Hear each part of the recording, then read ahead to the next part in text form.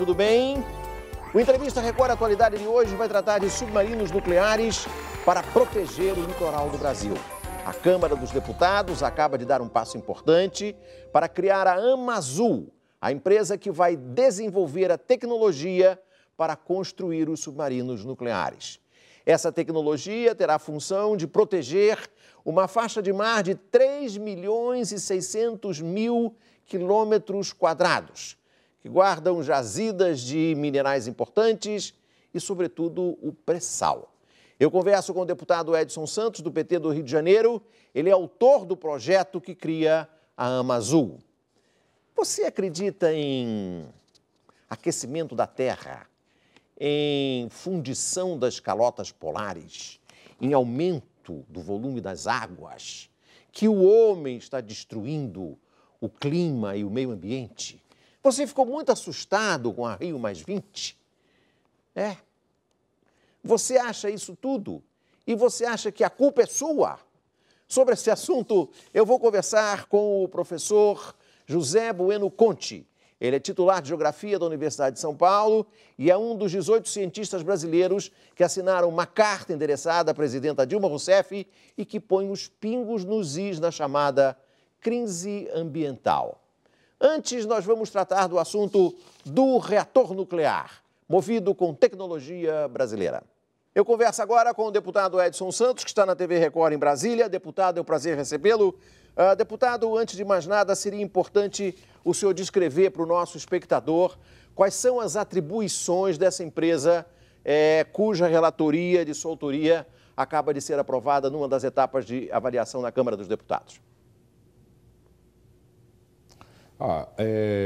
Exatamente a criação de uma empresa que vai cuidar do desenvolvimento de pesquisa para a elaboração, a construção do nosso submarino nuclear. Então, a empresa Amazul é uma empresa que vai desenvolver pesquisa nesse sentido, de dotar a Marinha Brasileira das condições para desenvolver um submarino nuclear no futuro muito próximo. Agora, deputado, a Amazul, então, ela não vai construir o navio, ela não vai construir o submarino, pelo que eu entendo, ela é uma empresa de pesquisa.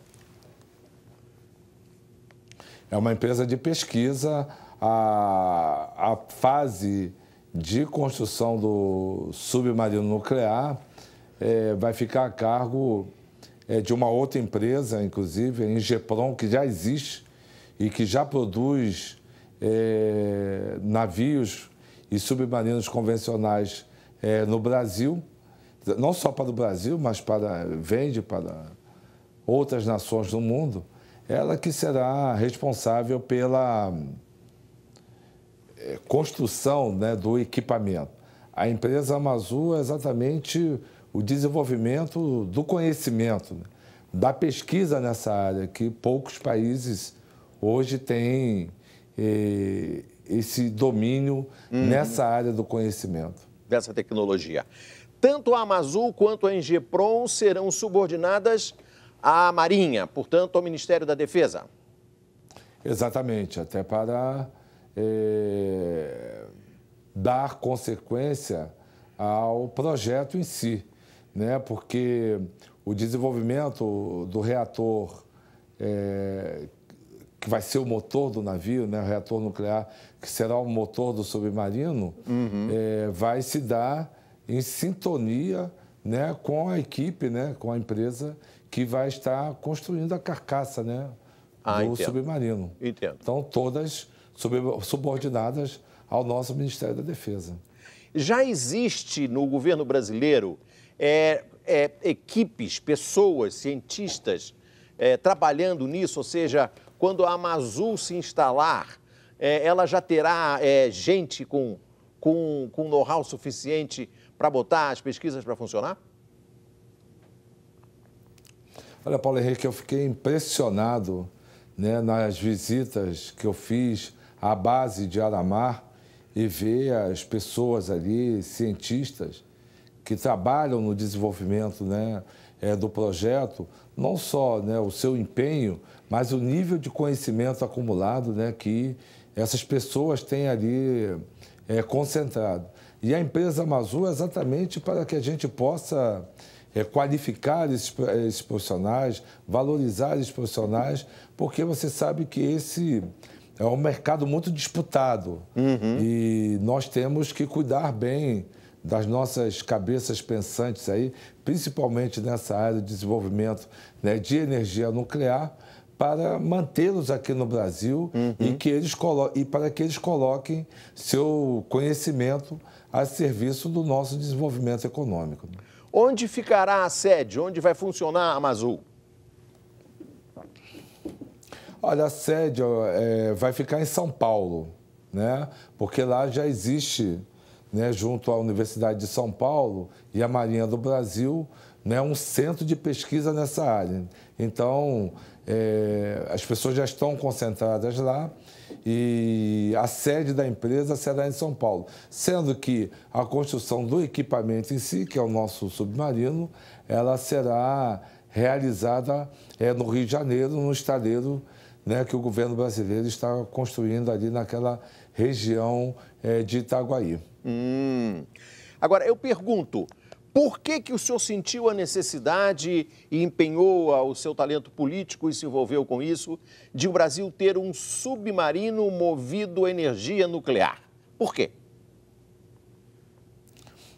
Olha, Paulo Henrique, nós temos o nome Amazônia Azul, já diz exatamente que é uma extensa área de 4,5 milhões de quilômetros quadrados, né, que envolve a nossa plataforma continental, onde a gente tem o nosso pré-sal, né, por onde transitam 95% dos produtos que o Brasil importa e exporta, né, e é onde também existem riquezas ainda inimagináveis do ponto de vista de minerais nobres que serão úteis ao nosso país na medida em que industrialmente, comercialmente, se torne viável a sua exploração.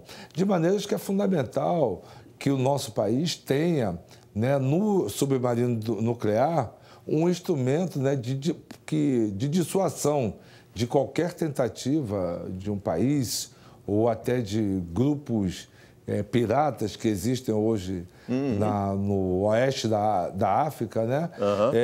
De dissuadir qualquer tentativa de ofender, né, e de agredir a nossa plataforma continental. Então, eu creio que a construção do submarino nuclear vai dotar o Brasil de uma arma que vai fazer qualquer um pensar duas vezes antes de pensar em entrar no nosso mar territorial. Agora, deputado, o senhor, na sua exposição de motivos da sua relatoria para justificar a criação da Amazul, que eu tive a oportunidade de ler, o senhor fala em domínio de uma tecnologia que ninguém vai nos ceder. Eu lhe pergunto, o Brasil não poderia, por exemplo, eventualmente, digamos, comprar os bombardeios os aviões da França e a França ceder a tecnologia nuclear para os submarinos brasileiros? Ou o senhor prefere ter uma produção aqui nossa, verde e amarelo, nossa mesmo?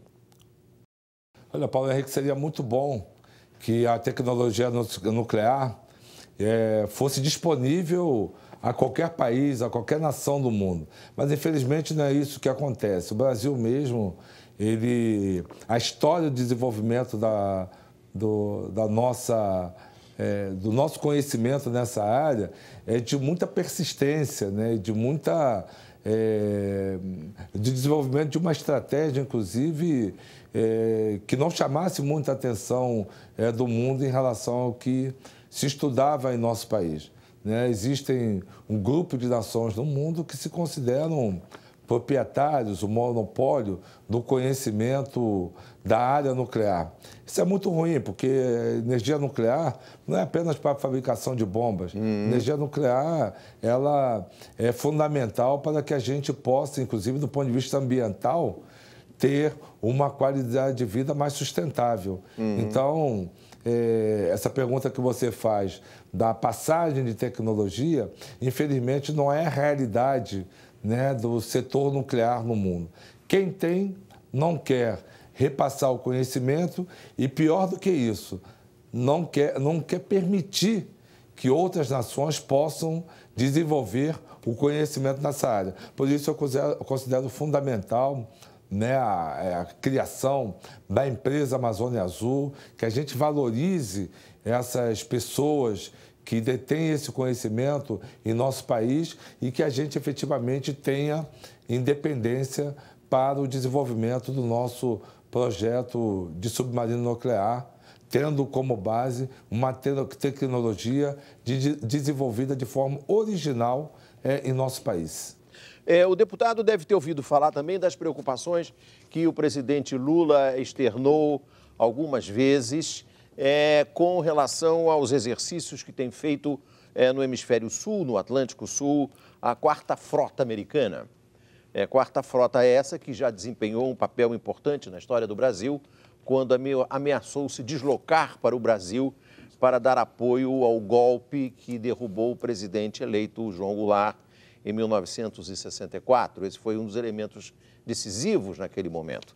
Eu lhe pergunto, o senhor teme concretamente os Estados Unidos e a Quarta Frota quando, na sua imaginação, o Brasil precisa ter essa tecnologia aqui, nacional, feita aqui originalmente? Olha, em particular, eu não temo nenhuma nação no mundo. Até porque a organização do Tratado Atlântico Norte, a OTAN, ela decidiu, de uma forma unilateral, que não será apenas a organização do Tratado Atlântico Norte. Irá, inclusive, podendo, inclusive, estender a sua ação ao Hemisfério Sul. O que eu acho é que nós, brasileiros, o nosso país, tem que ter instrumentos como o submarino nuclear ou a modernização da nossa Força Aérea, não para atacar, mas para impedir que qualquer nação do mundo ou qualquer grupamento do mundo possa pensar em entrar no território nacional, seja na nossa plataforma continental, onde a gente desenvolve o nosso pré-sal, seja, né, na nossa Amazônia, que é a área também muito cobiçada no mundo, não só pela sua floresta que contém, né, claro, mas pelo que existe embaixo no subsolo da Amazônia. Então, é fundamental nós termos uma força militar, né, moderna, em condição de garantir a soberania de nosso país. Não lhe preocupa o fato de ter havido um golpe de Estado no Paraguai agora, nesse fim de semana, o chamado golpe McDonald's, porque nunca houve um golpe de Estado tão rápido? E lá no Paraguai existir a possibilidade de instalação de uma poderosa base militar americana? Não lhe preocupa isso? Não lhe parece que o Brasil deveria tomar medidas concretas de proteção com relação à possibilidade de o Paraguai se transformar, digamos, numa plataforma de lançamento de forças militares americanas na América Latina, na América do Sul? Olha, me preocupa a instabilidade institucional que o Paraguai vive hoje. Eu acho que o governo brasileiro adotou uma primeira medida, né, de chamar o embaixador para se inteirar dos detalhes, né, do processo que levou ao impeachment do presidente Lugo, mas creio que, por outro lado, nós devemos criar mecanismos e qualificar o nosso pessoal militar para dar conta da nossa soberania. E, efetivamente, há uma intenção americana de estabelecer uma base no território do Paraguai. Exato. Eu acho que isso não é aceitável do ponto de vista do nosso Mercosul. Não só o Brasil, a Argentina, o Uruguai, né, tem preocupação também nessa área.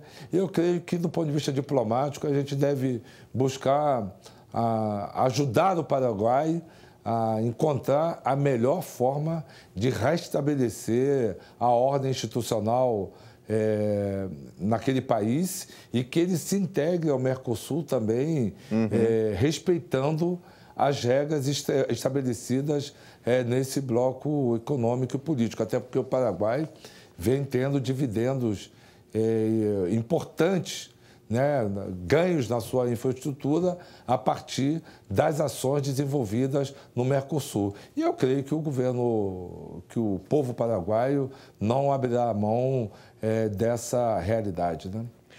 Uma última pergunta, deputado, ainda agora voltando à Amazônia Azul, tecnologias e defesa.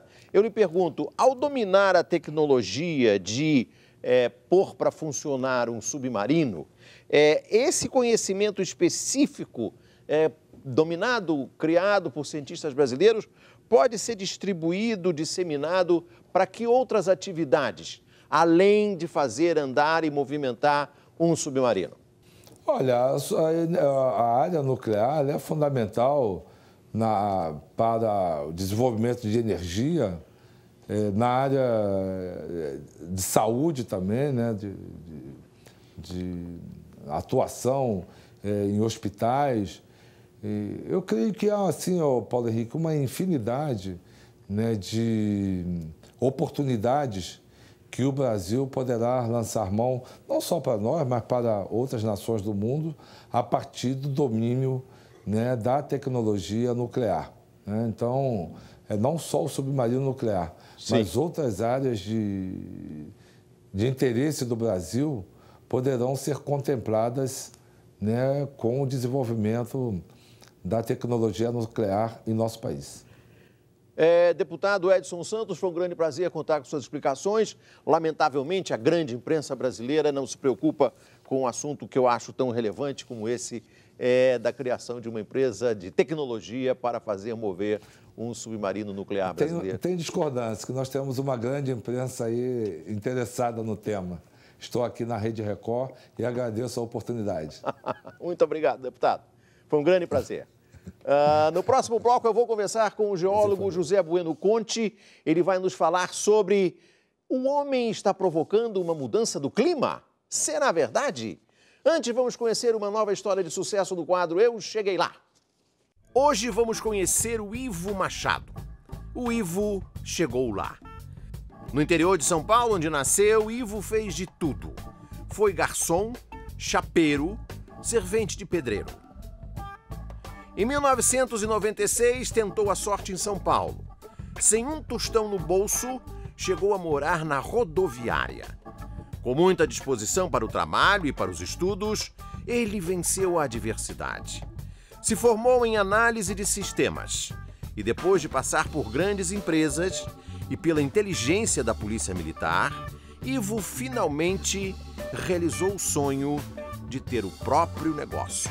Em 2006, surge a TrustSign, empresa especializada em segurança da informação. Ele começou pequeno. Em 6 anos, o negócio cresceu de forma agressiva. E para gerir o sucesso, ele investiu na formação dos funcionários e precisou da ajuda do Sebrae. Acho que a importância do Sebrae em si é fundamental para qualquer empresa hoje que está iniciando ou que mesmo já tenha iniciado e esteja algum tempo no mercado. O Sebrae tem não somente a questão de treinamentos para colaboradores da empresa, como um apoio para a gestão bastante forte, com relação à gestão financeira, gestão estratégica, pesquisa de mercado. Isso tem um peso muito grande para o apoio a quem está na gestão de uma empresa. Ivo hoje tem 30 colaboradores. A sede comercial fica em São Paulo. Uma unidade operacional em São José dos Campos. Ainda opera em Boston, nos Estados Unidos, e em Londres, na Inglaterra. Com uma carteira de 500 grandes clientes, Ivo dobra o faturamento da companhia ano a ano. Todo esse empenho mereceu o reconhecimento do Sebrae. Em 2011, a TrustSign foi eleita a melhor empresa de tecnologia da informação.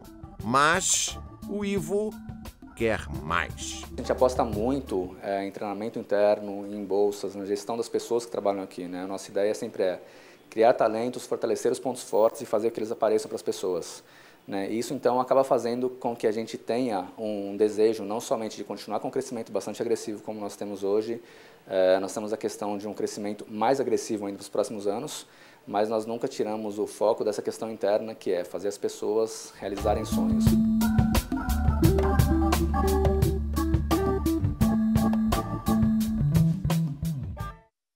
No próximo bloco eu converso com o geólogo José Bueno Conte, da Universidade de São Paulo. Ele é cético com relação a essa tese do aquecimento global provocado por nós, que usamos automóveis.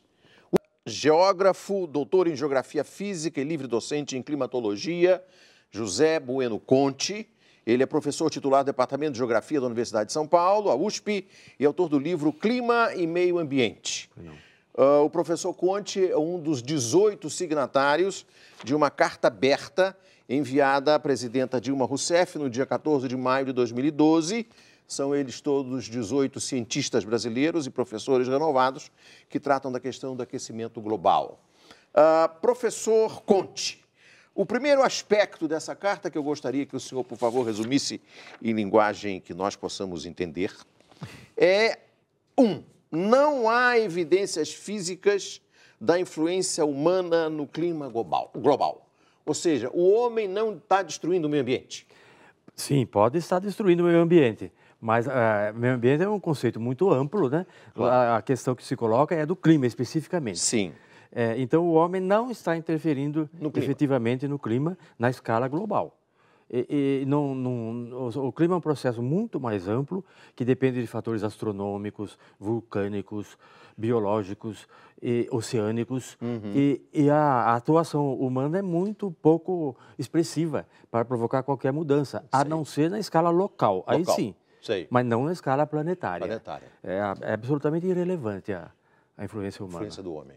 Quer dizer, nós não temos a importância que nos damos. Não temos a importância que nos damos para atuar perante a natureza. Claro. Por exemplo, você dá um exemplo, nós temos 500 vulcões ativos em todo o planeta. 500? 500 vulcões, alguns com mais atividade, outros com menos, né? Sei. Nem se sabe até. Claro. E esses vulcões estão liberando CO2, estão liberando enxofre, material piroclástico, cinzas, e tudo isso, em parte, fica em suspensão na atmosfera, e isso sim interfere na mudança da temperatura, das condições de chuva, porque fica estacionado na baixa troposfera e pode provocar essas mudanças, mas é um fator natural. Né? Agora, nós, por exemplo, com o uso intensivo do carro, essas geladeiras que liberam gás carbônico e tudo, e CO2, isso não interfere no clima? Quer dizer que nós não temos tanta culpa? Interfere na escala local, como estou insistindo, mas não na escala global. Desses gases chamados de efeito estufa, na realidade, o mais importante não é o CO2, nem o óxido nitroso, nem o ozônio, é o vapor d'água. Como assim? Sim, o vapor d'água, sim, ele é responsável por mais ou menos 60% a 70% do efeito estufa planetário, que é a concentração de calor na baixa troposfera. Até mais ou menos 5 quilômetros de altitude estão 80% do vapor d'água. E o vapor d'água realmente bloqueia a radiação de onda longa, essa radiação, e concentra o calor. Mas o vapor d'água não é controlado pela atividade humana. Então, o vapor d'água é aquele que levanta do oceano, que levanta dos rios. Exatamente. Exatamente. E os oceanos ocupam 73% da superfície do planeta. Você vê a importância que tem. E tudo isso fornecendo vapor d'água. E isso sim é relevante. Quer dizer, então uma coisa é, por exemplo, São Paulo ficar poluída por causa do uso intensivo do automóvel. A outra coisa é dizer que está havendo o efeito estufa, aquecimento da terra porque eu saí de carro. Não, eu não provoco o efeito estufa. Não preciso ficar preocupado com isso. Não. O clima urbano, sim. Ele se configura um clima específico das áreas urbanas por causa disso, da concentração de veículos, de indústria e da questão local, né? Então, se configuram as ilhas de calor urbano, né? Mas as áreas metropolitanas, as 20 maiores áreas metropolitanas do mundo, ocupam apenas 1%, não chega nem a 1% da superfície das terras emersas. Por isso que a presença do homem é pouco relevante, né? Quer dizer que as 20 maiores cidades do mundo somadas dão 1%. Não chega a 1%, 0,9% da superfície que nós chamamos das terras emersas. Então, é muito pequena. Muito pequena. O senhor também, nessa carta que o senhor é um dos signatários e que a presidenta Dilma recebeu à véspera da Rio+20, diz que a hipótese antropogênica é um desserviço à ciência. Como se diz isso em português? É um desserviço, porque se vai... Mas o que é hipótese antropogênica? Antropogênica significa que a gênese das mudanças é o homem. Ah, tá. Antropogênica. Tá. É o homem ou a mulher, porque elas também são responsáveis. Claro. Mas essa é que nós contestamos. As mudanças estão ocorrendo, sempre, aliás, ocorreram. Sim. Mas elas não são antropogênicas. Elas não são originadas pela ação antrópica, ação do homem. Elas são originadas por processos naturais, de muito maior escala. O senhor acha que agora dizemos que há aquecimento da Terra? Será que daqui a um tempo vai haver um esfriamento da Terra? Isso é possível? Claro que pode ser possível. Até se admite que isso pode vir a acontecer de 2 décadas. Há algumas evidências. Mas nos anos 70, o discurso era outro. Era de que nós estávamos caminhando para uma nova idade do gelo. Ah, então eu vou aqui mostrar aos nossos espectadores um presente que o professor Conte nos trouxe para esse nosso programa. É uma notícia da Folha da Noite, do dia 11 de abril de 1957, na página 10 do primeiro caderno. É uma coisa alarmante. Fique sentado em casa, espectador, porque você ficará muito preocupado. Diz assim: poderá a Terra vir a ser invadida pelos mares? O crescente teor de gás carbônico na atmosfera poderá conduzir à fundição das calotas polares. E não aconteceu nada disso. Não aconteceu nada disso. Ainda estamos esperando a fundição das calotas polares. Essa notícia está aí na matéria. Na Folha da Noite. Ocorreria num prazo de 50 a 60 anos. Sim. Tóquio seria submersa, Londres seria submersa e outras grandes cidades. Claro. Evidentemente, não aconteceu nada. Não aconteceu nada. Até hoje, né? Claro. Então, esse discurso não é novo. Não é novo. Isso está aí demonstrado. Tá aí, demonstrado. E já vem de muito tempo. Sim. Mas são hipóteses muito pouco consistentes, né? Em fundamentação científica mesmo, sólida. O senhor, portanto, acredita, esse é um dos tópicos da carta enviada à presidenta, que o alarmismo climático é contraproducente. Por quê? É contraproducente porque provavelmente vão... Por isso que nós encaminhamos a presidente Dilma, porque podem ser imaginadas, construídas, postas em prática políticas públicas baseado nisso. E isso é apenas uma suposição. Então, não, é contraproducente nesse sentido, Sim. né? Não se pode fundamentar decisões importantes apenas em suposições. Claro. Então, nós estamos alertando a presidente que é preciso muito mais consistência, muito mais subsídio para se ter alguma informação O senhor segura. diria que, ao ficar alarmado com esse suposto aquecimento global, o país, o Brasil, acaba destinando recursos para evitar esse aquecimento, quando, na verdade, devia estar cuidando de saneamento básico, Exatamente. Comida para as crianças, Exatamente. remédio para os pobres. Exatamente, né? Vai se inibir a produção de energia, porque se coloca como vilão os combustíveis fósseis, Sim. por causa da liberação de CO2. Isso o senhor acha que é uma bobagem? Isso não é bom, porque o CO2 liberado não vai mudar o clima do planeta. O CO2 não controla o clima. São outros fatores, por exemplo, a atividade solar. Claro. Essa sim controla o clima. Mas aí não temos como controlar. Não temos como controlar. A menos quando a gente vai para Ipanema e passa um cremezinho para não queimar muito, né? Um protetor. Agora, professor, isso aí eu acho, então, é uma advertência muito, muito grave. Se nós ficamos demonizando o petróleo, a gasolina, e botamos dinheiro em energia do vento, energia do sol, energia da caixa de fósforo, essas ideias estapafúrdias que aparecem aí, nós acabamos produzindo uma energia mais cara em detrimento daquela que temos ali no pré-sal. Exatamente, exatamente. Pelo menos no estágio atual dos conhecimentos da técnica, da tecnologia, essas energias saem muito mais caras. Claro. O preço final do kilowatt, né, da energia eólica, por exemplo, não está acessível ao pobre, porque é muito mais alto. Claro. Não sei em números aqui, claro. Mas todas elas, a energia do solar também. Sim. É evidente que no futuro, quando tudo isso estiver bem dominado, é provável que cheguemos a um preço competitivo. Aí seria excelente, né? Mas não no momento, né? E talvez ainda não, tão cedo não cheguemos lá. E quando se fala, então, por exemplo, em evitar a construção de uma usina hidrelétrica por causa de seus efeitos nefastos sobre o meio ambiente. Então, isso aí é uma extravagância. É um desserviço. É um desserviço ao Brasil. Exatamente, porque vai inibir a economia e nós precisamos de energia. Claro. Inclusive para combater a pobreza, para desenvolver a economia. Claro, claro. Nesse sentido. Outro item, a descarbonização da economia é desnecessária e economicamente deletéria. É nesse sentido que eu estou dizendo, que vai inibir a industrialização, né? Evidentemente. Claro. Porque vai estabelecer controles sobre essa liberação de CO2 e isso vai ter que se reduzir, tudo isso, e vai uma influência, a palavra que nós usamos aí, uma influência deletéria. Do ponto de vista econômico. Sem resultados ambientais. Tá certo. Agora, professor, eu vou lhe devolver esse documento histórico aqui sobre a fundição das calotas polares. Eu imagino que o senhor use isso nas suas aulas para persuadir os seus alunos, como acabou de persuadir os nossos espectadores. E eu lhe pergunto, a que se deve essa febre alarmista? Por que surgiu isso de achar que o mundo vai derreter as calotas polares, as águas vão subir, vai todo mundo morrer queimado?